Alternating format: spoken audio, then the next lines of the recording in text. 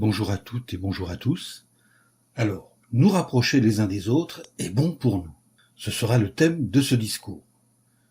Et il est basé sur le psaume 133e verset 1 où nous pouvons lire « Oh, qu'il est bon, qu'il est agréable pour des frères d'habiter unis ensemble ». Donc nous verrons comment nous pouvons nous rapprocher les uns des autres et quels bienfaits nos relations d'amitié nous procurent. Allez, c'est parti.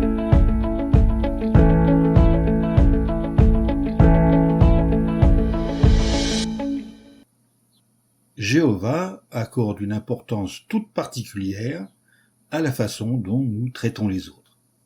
Et Jésus a expliqué que nous devons aimer notre prochain comme nous-mêmes, selon Matthieu chapitre 22 versets 37 à 39. Cela implique d'être bon envers ceux qui ne partagent pas nos croyances. Quand nous agissons ainsi, nous imitons Jéhovah, qui fait lever son soleil sur les méchants et sur les bons, et qui fait pleuvoir sur les justes et sur les injustes, selon Matthieu chapitre 5 verset 45. Même si Jéhovah aime tous les humains, il est particulièrement attaché à ceux qui pratiquent le bien, selon Jean chapitre 14 verset 21. Et il veut que nous l'imitions.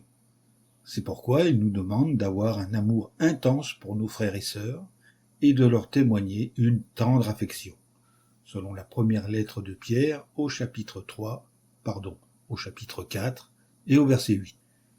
Ce genre d'amour et d'affection est semblable à l'attachement profond que nous éprouvons envers les membres de notre famille qui nous sont chers ou envers nos amis proches. L'amour est comme une plante d'intérieur. L'amour a besoin de soins pour grandir. Pour cette raison, l'apôtre Paul a conseillé aux chrétiens « Continuez à manifester de l'amour fraternel », selon Hébreux chapitre 13, verset 1. Jéhovah souhaite que nous entretenions notre amour pour les autres. Dans ce discours, nous verrons en 4 points pourquoi nous devons nous rapprocher de nos frères et sœurs et comment continuer à le faire. Alors abordons maintenant le point numéro 1. Pourquoi nous rapprocher les uns des autres? Lisons ensemble, si vous le voulez bien, le psaume 133e, le verset 1 et 2. « Oh, qu'il est bon et qu'il est agréable pour des frères d'habiter unis ensemble. C'est comme de l'excellente huile répandue sur la tête, qui coule le long de la barbe d'Aaron, et qui descend sur le col de ses vêtements. » Nous sommes d'accord avec le psalmiste qui a écrit qu'il est bon et agréable d'être amis avec ceux qui aiment Jéhovah. Tout comme nous pourrions en venir à banaliser la majesté d'un arbre, à force de passer devant tous les jours, nous pourrions en venir à banaliser la beauté de notre unité chrétienne. Nous voyons nos frères et sœurs souvent, peut-être plusieurs fois par semaine. Comment continuer d'apprécier la relation que nous avons avec eux? Notre amour pour eux grandira si nous prenons le temps de réfléchir à tout ce que chacun d'eux apporte à l'Assemblée et nous apporte à nous personnellement. Lorsqu'ils assistent à nos réunions pour la première fois, certains sont profondément impressionnés de constater l'amour que nous nous manifestons. Et parfois, ils concluent de cette seule constatation qu'ils ont trouvé la vérité. Jésus a dit en effet « Par là tous sauront que vous êtes mes disciples, si vous avez de l'amour les uns pour les autres. » Dans l'évangile de Jean au chapitre 13 et au verset 35. Prenons l'exemple de, nous l'appellerons, Denise. Cette jeune femme était à l'université et étudiait la Bible avec les témoins de Jéhovah. Elle a accepté une invitation à assister à une assemblée régionale. À la fin du premier jour, elle a dit à son enseignante « Mes parents ne m'ont jamais serré dans leurs bras. Mais à votre assemblée, rien qu'en un jour, 52 personnes m'ont pris dans leurs bras. J'ai l'impression que Jéhovah s'est servi de sa famille spirituelle pour me faire ressentir son amour. Je veux faire partie de cette famille. » Denise a continué de progresser et s'est fait baptiser en 2024. Quand les nouveaux venus voient nos belles actions, ainsi que l'amour que nous nous témoignons, ils se sentent souvent poussés à servir Jéhovah. selon Matthieu chapitre 5, verset 16. Être proche de nos frères et sœurs peut nous protéger. Paul a donné ce conseil à ses compagnons chrétiens. Continuez à vous encourager mutuellement chaque jour, pour qu'aucun de vous ne s'endurcisse par le pouvoir trompeur du péché, selon Hébreux chapitre 3, verset 13. S'il arrive que nous nous découragions et que nos pieds se mettent à dévier du chemin de la justice, Jéhovah peut inciter l'un de nos compagnons chrétiens à le remarquer et à nous apporter l'aide dont nous avons besoin. Selon Psaume, chapitre 73, versets 2, 17 et 23. Oui, il est bon pour nous de recevoir de tels encouragements. Nous formons un groupe dont les membres s'efforcent sincèrement de se manifester de l'amour. Cela nous procure de nombreux bienfaits, selon la première lettre de Jean, au chapitre 4 et au verset 11. Par exemple, l'amour nous incite à continuer à nous supporter les uns les autres, ce qui contribue à notre unité chrétienne. Je vous invite à lire avec moi, dans l'épître aux Colossiens, le chapitre 3, les versets 13 et 14. Continuez à vous supporter les uns les autres, et à vous pardonner volontiers les uns aux autres. Et notez bien ce que dit Paul. Même si quelqu'un a une raison de se plaindre d'un autre. Oui, vous avez bien entendu. Même si quelqu'un a une raison de se plaindre d'un autre. Tout comme Jéhovah vous a pardonné volontiers. Vous devez vous pardonner volontiers. Mais en plus de toutes ces choses, revêtez-vous de l'amour, car c'est un lien d'union parfait. Ainsi, à nos réunions, règne une atmosphère bien agréable d'amour et d'unité. Voyons maintenant le point numéro 2. Honorons-nous les uns les autres. L'unité mondiale qui nous caractérise est un vrai miracle. Jéhovah la rend possible, même si nous sommes imparfaits. Selon 1 Corinthiens chapitre 12, verset 25. La Bible dit que nous sommes enseignés par Dieu à nous aimer les uns les autres. Selon la première lettre aux Thessaloniciens, chapitre 4 et au verset 9. En d'autres termes, au moyen de sa parole, Jéhovah nous dit ce qu'il nous faut faire exactement pour nous rapprocher les uns des autres. Nous nous laisserons enseigner par Dieu en examinant attentivement ses enseignements et en les appliquant, selon Hébreux, chapitre 4, verset 12, ou encore la lettre de Jacques au chapitre 1, verset 25. C'est précisément ce que les témoins chrétiens de Jéhovah s'efforcent de faire.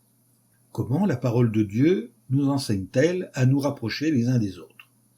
Voyons ce que Paul a écrit à ce sujet. Pour cela, examinons ensemble, si vous bien, la lettre aux Romains, au chapitre 12, les versets 9 à 13.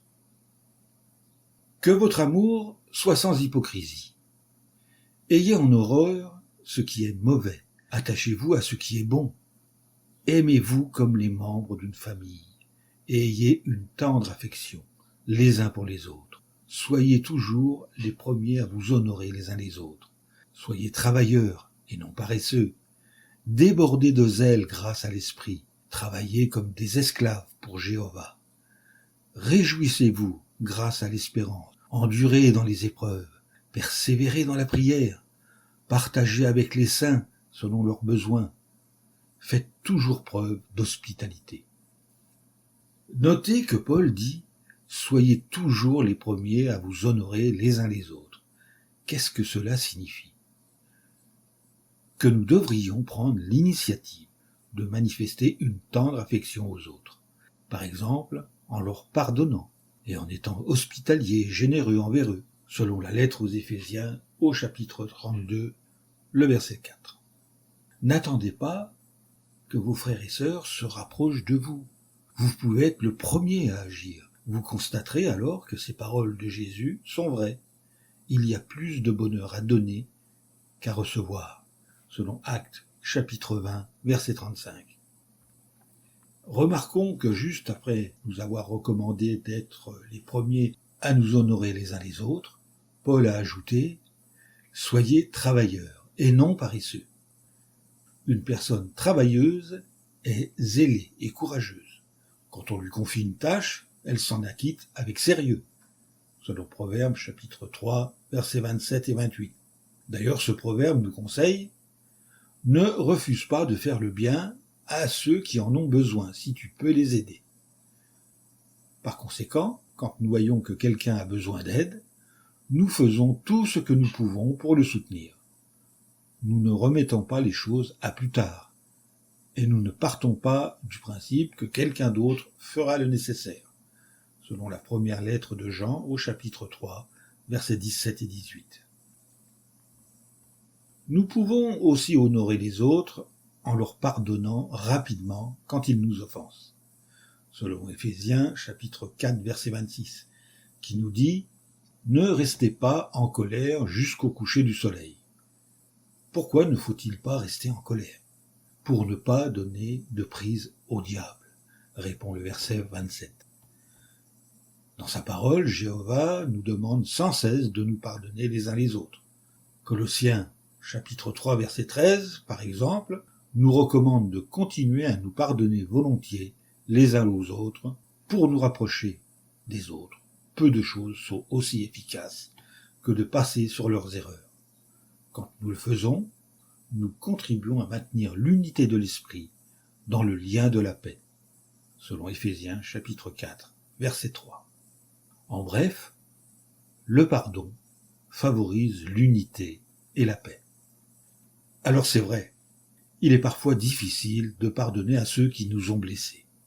Il est possible d'y arriver grâce à l'aide de l'Esprit de Dieu. Après nous avoir invités à avoir une tendre affection les uns pour les autres et à être travailleurs, Paul nous a ordonné déborder de zèle grâce à l'Esprit. Une personne qui déborde de zèle rayonne d'enthousiasme parce qu'elle est dynamisée par l'Esprit Saint. L'Esprit de Dieu peut donc nous aider à témoigner une tendre affection aux autres et à leur pardonner volontiers. Alors n'oublions pas de supplier sincèrement Jéhovah de nous y aider, selon Luc chapitre 11, verset 13. Troisième point, il ne devrait pas y avoir de division parmi nous.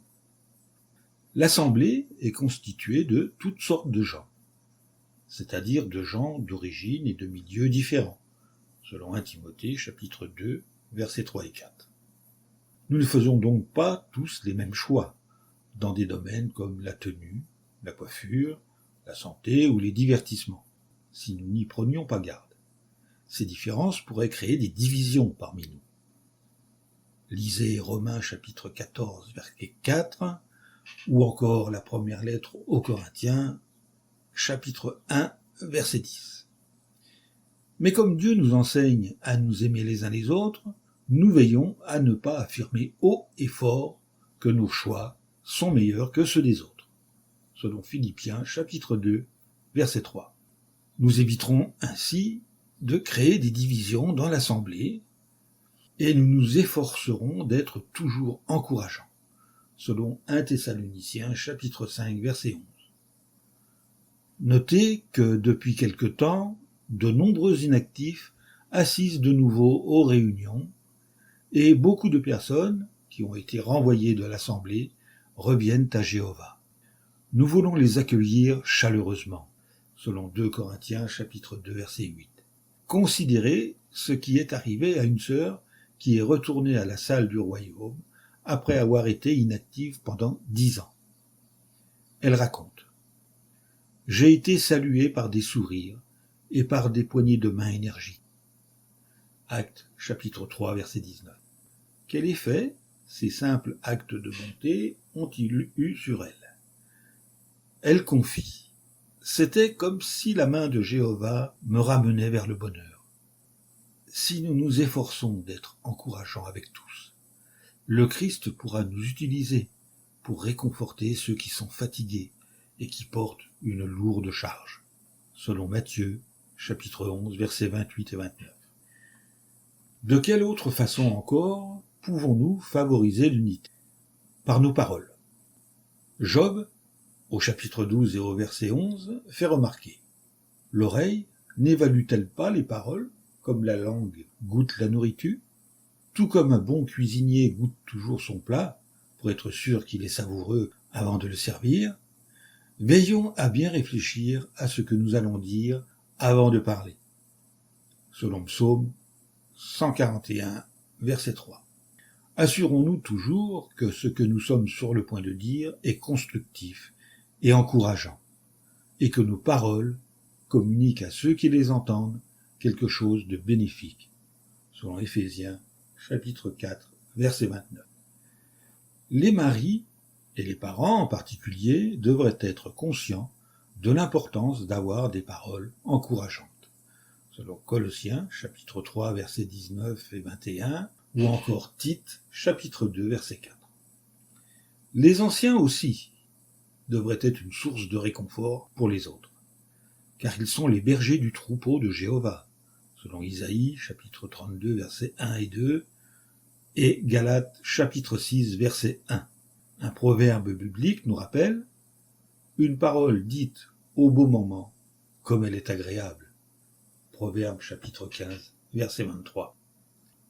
Enfin, le quatrième point, et le dernier, aimons par des actes et avec sincérité. L'apôtre Jean nous encourage à aimer non seulement en parole ou par des discours, mais par des actes et avec sincérité. Selon la première lettre de Jean au chapitre 3, verset 18. Nous voulons que notre amour pour nos frères et sœurs soit sincère. Comment faire en sorte qu'il le soit ? Plus nous passerons de temps avec nos compagnons chrétiens, plus nous nous rapprocherons les uns des autres, et plus notre amour les uns pour les autres sera fort. Alors créons des occasions de passer du temps avec eux, par exemple aux réunions ou dans le ministère.